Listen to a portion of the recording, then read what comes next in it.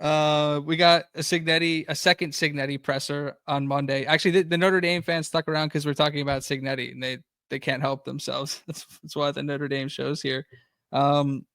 He said he opened with the quote, "We have a lot to do in a short amount of time," which I thought was funny. He said his top takeaways were day 1 was hot and humid, day 2 was better, day 3 they saw a big leap. Say that again. Sorry, I was reading the chat. I can't do two things at once. So restart. Action. He said the tape takeaways. He was asked about like what were the tape takeaways from the first 3 practices. He said day 1 was hot and humid. The vets pulled everybody through. Day 2 was slightly better. Day 3 they saw a big leap.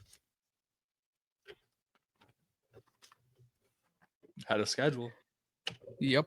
They asked Sig about the obstacles for true freshmen. He said a lot of it's physical plus mental IQ plus maturity level. He said they have a lot of guys that are doing fairly well, but it's still up to those guys with how they handle school and with game prep and all that, everything that comes along with being a student athlete. They are still students at the end of the day. And so basically how does a freshman handle that? That'll determine whether or not they'll be able to get on the field. But like we've been talking about, like the fact that we can see it from the couch, like should let you know that the guys that are watching the tape every day and are in the rooms every day are seeing it with much better eyes. Like they are excited about the guys they have in that room. He was asked a follow-up to that of what's changed about freshmen today versus 10 years ago. And he said you still take the best available and you don't want to count on freshmen helping your team. They can help, but you don't want to count on it. Which I kind of like. Yeah. They asked him about Carter Smith. He said sky's the limit. Said he's having a great camp. He's just showing natural improvement. Really high character kid. You can tell when Sig likes a guy because he just says he's doing well and just leaves it at that. And it's like sky's the limit. Carter Smith, left tackle. It's like, yeah, he's doing exactly what you need him to do. It's like that's what I want to hear about Carter Smith. I don't need to hear anything else. What he does is obviously good enough to be at an all-conference level. He doesn't need to be doing crazy things in camp or anything like that. Like, just be, chopping wood, getting better every day, all that good stuff. Stacking days, stacking weeks, stacking months.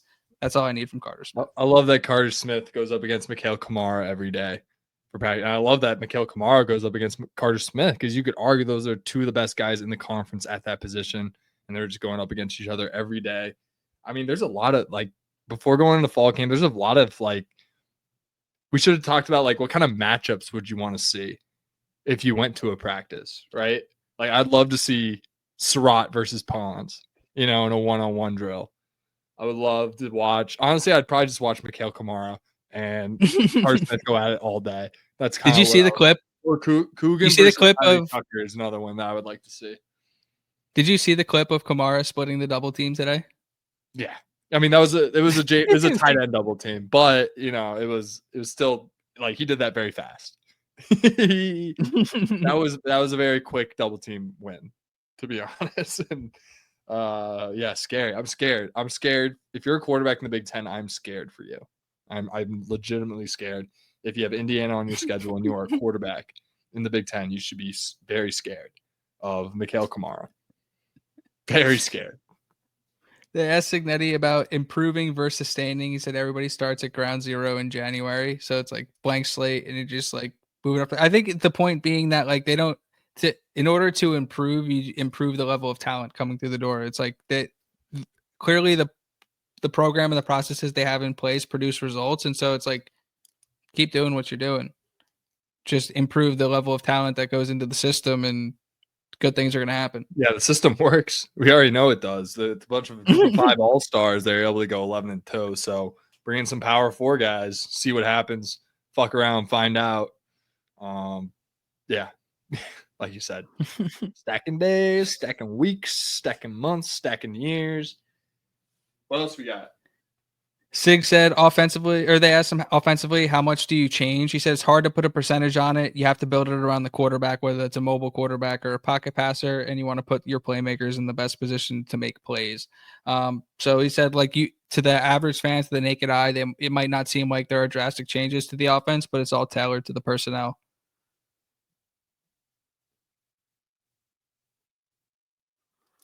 They asked him why they kept Carter Smith, and he said there were quite a few guys he wanted to keep. We just couldn't keep them. But Carter Smith decided to come back, and he's glad he did. What does he mean by that? I mean, I thought they I'm sure kept everyone they wanted to keep. No, he was talking about when there was a ton, like when he first came in. So guys that transferred off that initial Indiana team. Yeah. I mean, yeah, he had to be priority. Priority number one. Who left in that group? Like Bedford. Benson left. Benson and Bedford, I think, left. Those are the two guys that they probably wanted to keep Bedford.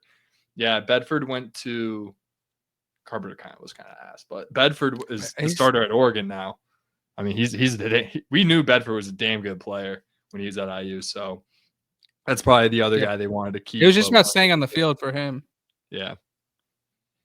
And then on Tyreek Tucker, he said we're rotating a lot of guys. He didn't have the greatest spring. He's back to himself now, which is great to hear for Tyreek Tucker.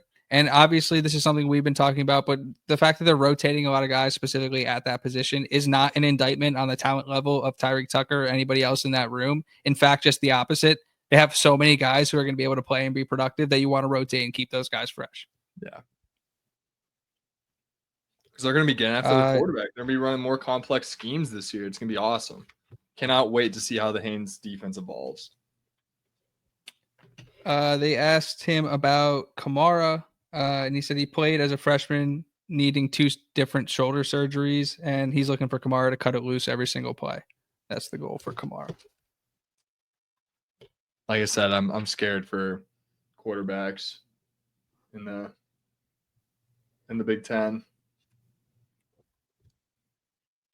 And I didn't mention these before, but we got Roman Hemby on the Doug Walker watch list. Kamara is on the Walter Camp watch list, and Mark Langston's on a preseason All-American watch list as well. Shout out to those Walter guys. Camp watch list. That's like the best player in football, right? Kamara explicitly stated his goal is 20 sacks. Yeah, no, he totally should be on that watch list. That's a big watch list to be on. Travis Hunter won it last year. It's for college football's most outstanding player. It's basically another Heisman Award, but more so geared toward less quarterback, more so who legitimately is the best player in the country. So like a Caleb Downs could totally be in the running there. Jeremiah Smith and a Kamara with a 17 sack season should definitely be considered there.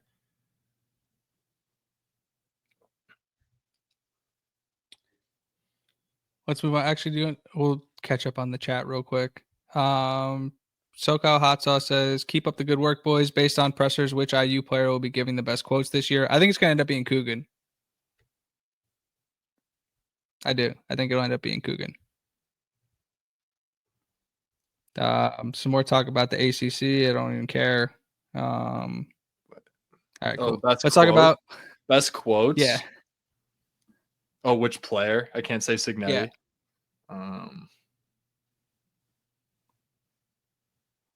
Yeah, it's probably Cougs. Maybe Fish. I'll throw Fish in there. We got Carter Smith press conference. They asked him about Drew Evans. He said Drew's playing hard. The effort's showing on film. He said he was missing his guy. Damola fit in well, but it's good to have his guy back. That's, again, Drew Evans. I think he was the highest graded PFF offensive lineman on the team before he went down with injury. And so to have that guy back and have that guy healthy is a massive deal. They were one of the best offensive lines in the sport last year. One of my biggest storylines going to fall camp was Drew Evans and his ability to kind of just acclimate with game speed again. And sounds like everything's going according to plan right now. They asked him about Pat Coogan's leadership. Like, when did you know? He said day one. He said the guy's loud. He keeps his head up when he's making calls as the center. Like, he's just a really impressive player.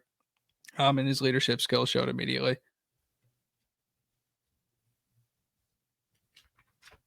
Love it. Love it.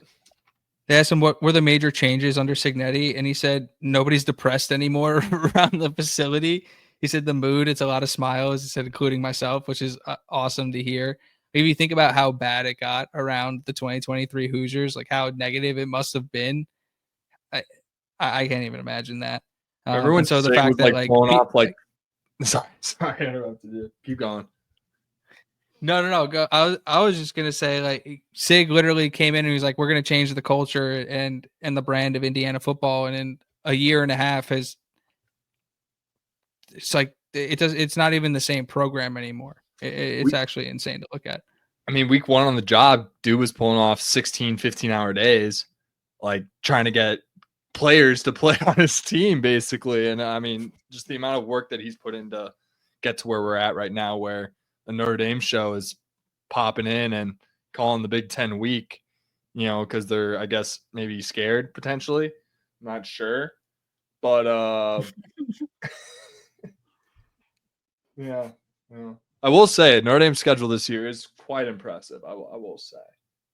Not as much ACC as You know what else is impressive?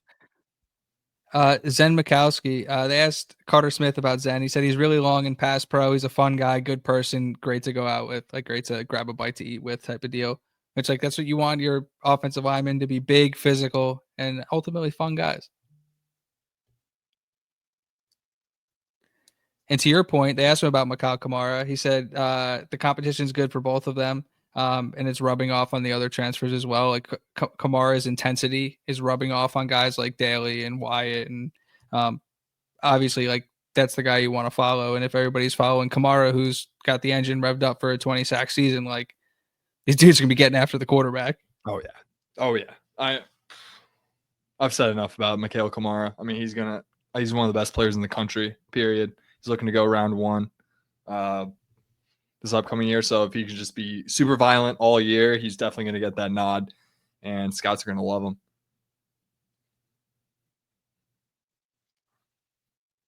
They asked Carter how the week was going, why specifically he feels like day 3 was the changing point, and he said day 1 it felt like it was like a knock the rust off kind of day, but day 3 they put on shoulder pads, and shoulder pads the mood shifted. Oh, for sure. Pads is always the most exciting day when you go full pads. Yeah, I mean that makes too much sense. They asked him how he keeps elevating his year 3 as the starter. He said each year there's been a new defensive lineman coming in. So he highlighted Andre Carter. He highlighted obviously Mikal Kamara coming in last year. Just like going against guys like that, like really high quality pass rushers and defensive ends, like makes you naturally better. Yeah. They asked him about the identity of the offense. I'd say Mikal Kamara is a bit of a step up to Andre Carter Jr. Now, if it was OG Andre Carter from Cal, now that's a hell of a player right there. Damn, that would have been good reps for him. Move on. We're moving on. They asked about the identity of the offensive line. He said the identity is play the next play. It's just all about the next play, which I thought was interesting. I thought you could say something about like smash the face off of somebody or something like that, but it's just like flush it, move on. I like that. They said what did he learn from the losses last year? He said there's always a little more you can do. The work is never done, and so just like the motivation that these guys like Carter Smith has echoed it, Kamara has echoed it, Fisher has echoed it. Just like these guys just aren't resting on that loss or like being like, oh my god, we played in these big games. It's like no, they're taking things away from these games that are going to make them better players in the future. It's going to help this football team. They also asked him about the offensive lineman St. Elmo's trip. He laughed. He said Fernando's a generous guy. He said it was a great time. He got a filet and some green beans. He said that may have surprised some people. But they got shrimp cocktail, a bunch of appetizers, a bunch of desserts. He said he had no idea what they were ordering. They were just ordering stuff. So shout out to Fernando, taking care of the boys, taking care of the big guys. And I switch it out a little bit. Chris Plant, I believe, was the one who pointed this out, but because I missed it the first time, but you know who was the only non-offensive lineman at the offensive line dinner? I mean, Mendoza. Riley Nowakowski was there. I'm sure Bamba may have been there too, but I didn't see him. But Nowakowski was there. Love that. Yeah. The 6'1", 240-pound O lineman. Love it.